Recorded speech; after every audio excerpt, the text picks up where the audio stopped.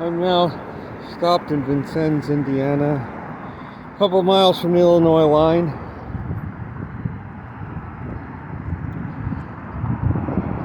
I'm taking a zero break today, and then I'm going to continue my journey towards St. Louis and eventually Springfield, Missouri tomorrow.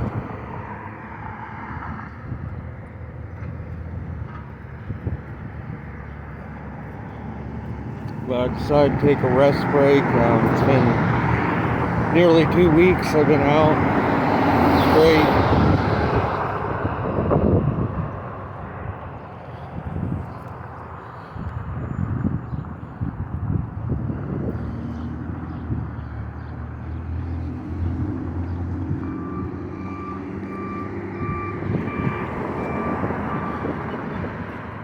And I've been following US Highway 50 westbound throughout Indiana. And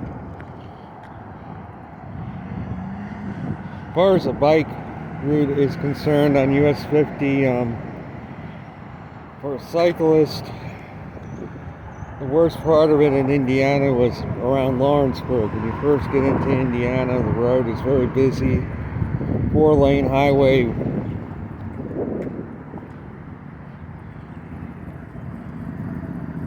And there's no shoulders for a lot of it in Lawrenceburg.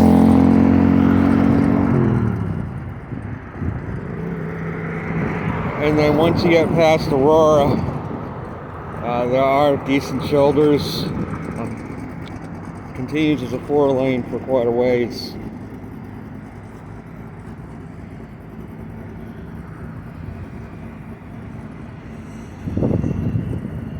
And then it goes to 2-lane, and there's still about a 12-inch to 18-inch shoulder without rumble strips for most of that section.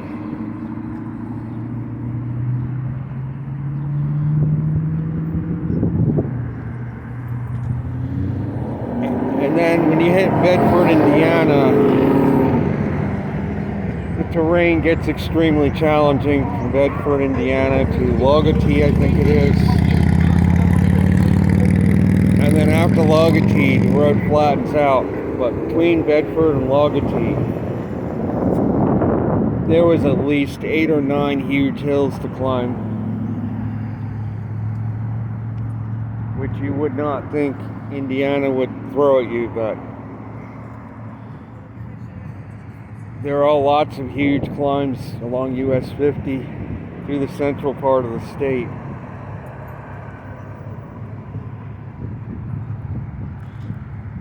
And then after you pass Logotee, it gets much better and flattens out. But the problem is after that,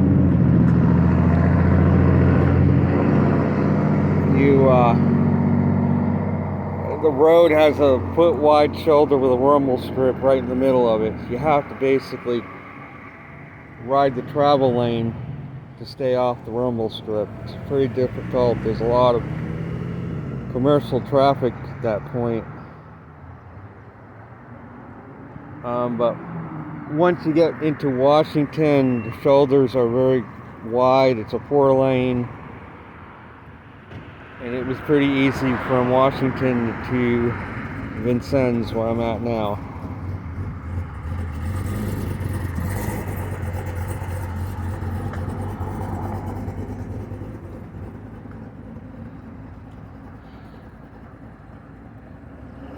So Indiana took me, it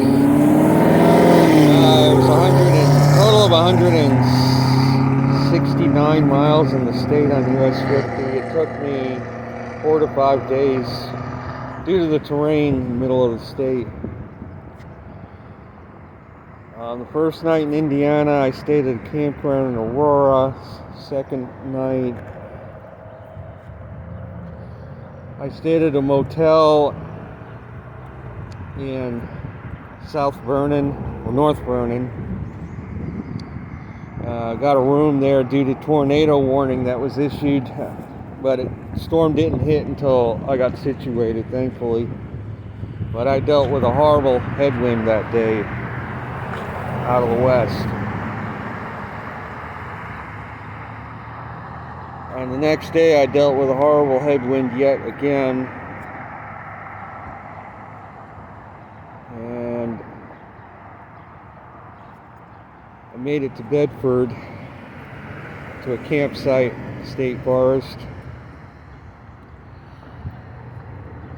And then the day after that, I made it to Shoals. There was another state forest campground there, and that was the section that had the terrain with all the big hills to climb. And then yesterday I made it here from Shoals, and today I'm taking a break. Tomorrow I'm heading into Illinois. 2 more miles to go on US 50. And then onward to St. Louis along 50, very likely.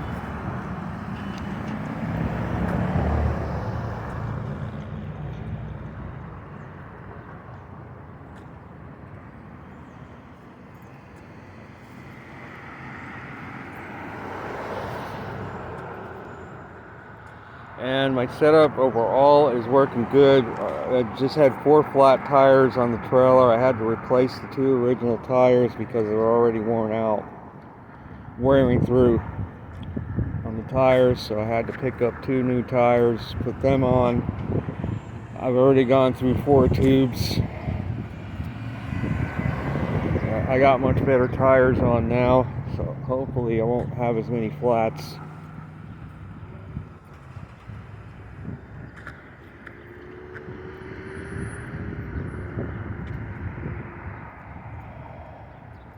As far as climate is concerned, I am very concerned about what the sun is doing right now. The sunspots are disappearing from the disk even quicker than I thought it was gonna.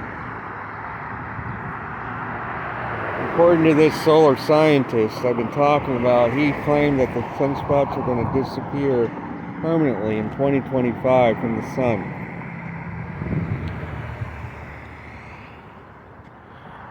I can't say yet that he's wrong, because they are disappearing down to well below 100. The disk has been almost blank for the month of May, almost every day now.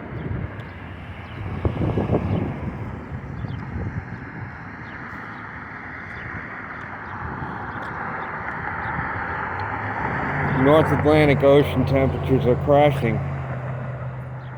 I saw a post off New England, and water temperatures are still in the 40s this late into May.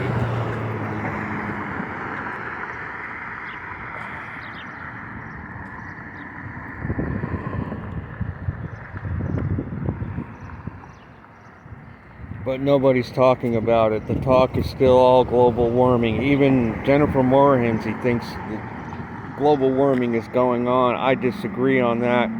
I feel that global warming stopped in 2007 and has reversed. And that they're lying to us about global temperatures.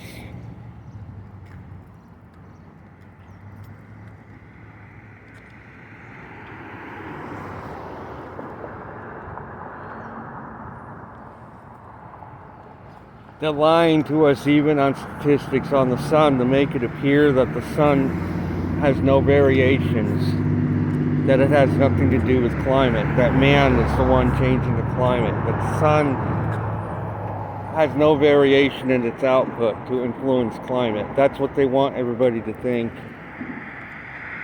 If this solar scientist is correct, if by some chance that he's correct about the sun going dormant in the near future, mankind is going to be caught totally unprepared.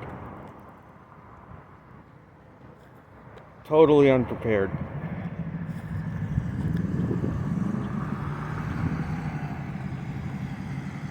That's going to be it for this video. I'll be back soon.